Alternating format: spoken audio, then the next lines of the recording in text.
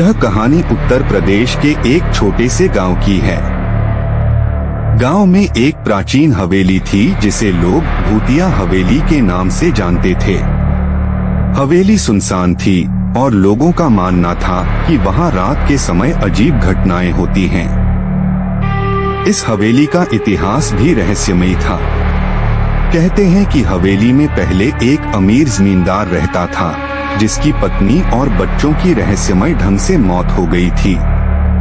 इसके बाद जमींदार भी पागल होकर मारा गया।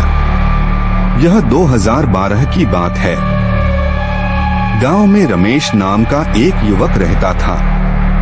रमेश ने भूत प्रेत की कहानियों पर कभी विश्वास नहीं किया था। दोस्तों के बीच मजाक में उसने कहा था कि वह एक रात उस हवेली में अकेले रह सकता है। उसके दोस्तों ने उसे चुनौती दी और रमेश ने हंसते हुए चुनौती स्वीकार कर ली। रात के समय रमेश ने एक टॉर्च और अपने मोबाइल फोन के साथ हवेली में कदम रखा। हवेली के बड़े बड़े दरवाजे पर धूल की मोटी परत जमी थी। जैसे ही उसने दरवाजा खोला, एक ठंडी हवा का झोंका आया जिससे उसके रोंगटे खड़े हो गए।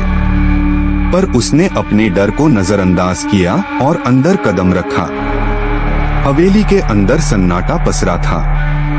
दीवारों पर मकड़ियों के जाले लटक रहे थे और फर्श पर धूल जमी थी।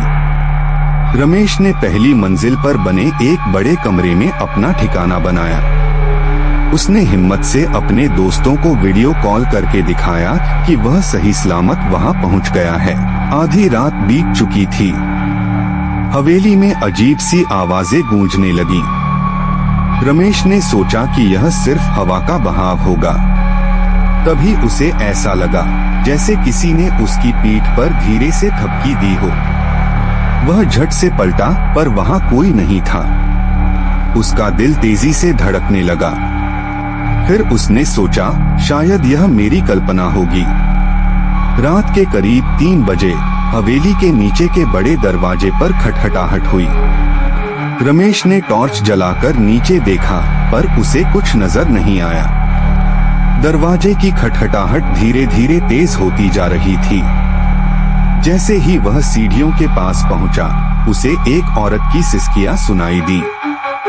उसकी टॉर्च की रोशनी खुद ब खुद बुझ गई।